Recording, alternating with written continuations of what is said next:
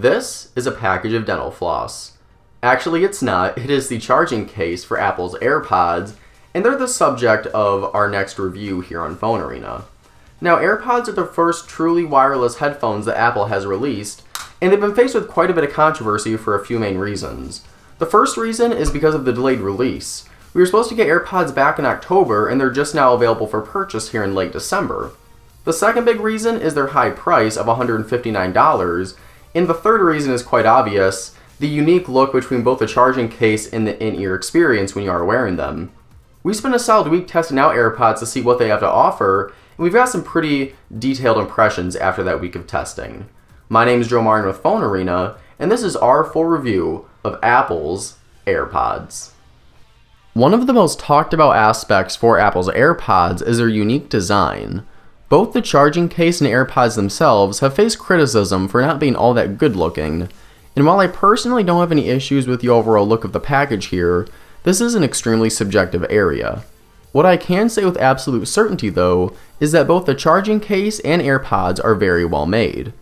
The AirPod units are incredibly lightweight, and although this is something we were already expecting, you really can't grasp just how weightless these things are until you actually get your hands on a pair for yourself. The overall appearance is very reminiscent to that of a pair of EarPods, but without any cords attached to them, with the exception of a couple infrared sensors here and there that are used for some neat software tricks. The AirPods are available exclusively in white, and while it would have been nice to be able to get them in a different color scheme, such as matte or jet black, the stark white nature of both AirPods and their charging case is very sterile, futuristic, minimal, and clean. Speaking of the charging case, the same well-constructed nature found with the AirPods is present here as well. The top flips open with a metal hinge that's somewhat reminiscent to what you'd find on Apple's MacBook, and it's held shut through the use of magnets. There are additional magnets also found in the bottom of the case and on the ends of each AirPod units, meaning that they stay securely tucked away inside of the case when they're placed inside of it.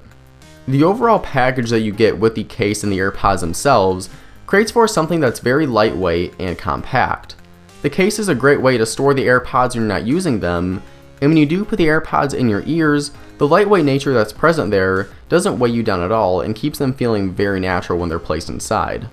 Speaking of the in-ear experience, what does it actually feel like to wear AirPods?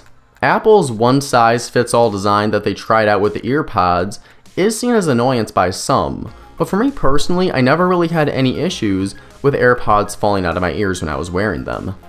The fit for me here is very snug and very nice, and even if I was running around my apartment or shaking my head vigorously trying to make the AirPods fall out of my ears, I was never able to succeed with this. If you are worried about whether or not AirPods will fit in your ear, a good rule of thumb is to test out the EarPods. If EarPods fit you snugly, you're likely going to be good here with the AirPods, and if EarPods sort of fit you but not that great, AirPods will likely fare better for you because you don't have that cord that's tugging down like you do with the EarPods. All in all, for the majority of people out there, I would say that size and fit shouldn't prove to be that much of an issue at all. One of the standout features for Apple's AirPods is the all-new W1 chip. This new piece of silicon is supposed to provide for a streamlined pairing process, excellent Bluetooth range, increased audio quality, and extended battery life. The W1 chip first shows off its true prowess when connecting the AirPods to an iPhone, as the pairing process is about as simple as they come. With the charging case in close proximity to your iPhone with Bluetooth turned on, simply open the top of the case. Opening this will result in the pop-up being displayed on your iPhone's screen, and upon initial setup of the AirPods, all you need to do is tap the connect button that's prompted on your phone, and once you do that, hold down the button that's present on the back of the charging case. Once you do that, you're all set and ready to go. Opening the charging case at any point after that painless pairing process immediately connects them to your iPhone, and closing the case will disconnect them. It's a purely ingenious way to go about the cumbersome setup process that most other Bluetooth headphones usually come equipped with, and it really does make a big difference using the AirPods on a day-to-day basis, as opposed to pretty much any other pair of EarPods or headphones that lack the W1 functionality. When it comes to actually interacting with the AirPods, this is where the design shows a bit of a weakness. Thanks to those infrared sensors that I mentioned earlier, double tapping on the AirPod will allow you to do either one of two things: prompt Siri for a voice command, or play and pause the tunes that you're currently listening to. This double tap gesture works on both of the AirPods, and I found the accuracy to be quite good. Unfortunately, as well executed as a tap control is, the lack of functionality that it offers is a bit disappointing.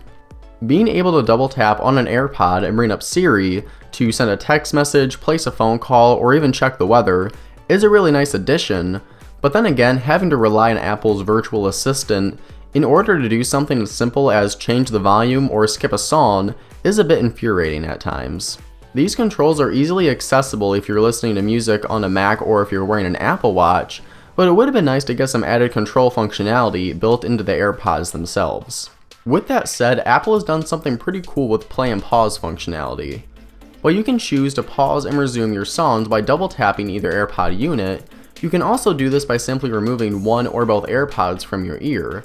Doing so will automatically stop any music that is playing, and inserting both of them back into your ears will start playback once again. I found this to be one of my favorite gestures while using AirPods, and a large part of this is due to just how well it actually works. Music is quick to pause and play when removing or inserting AirPods in and out of your ears, and it really is tremendously useful when you need to halt your tunes and move your attention to something else. As for the overall audio quality that AirPods is able to deliver, the sound here is quite a bit better than I was anticipating.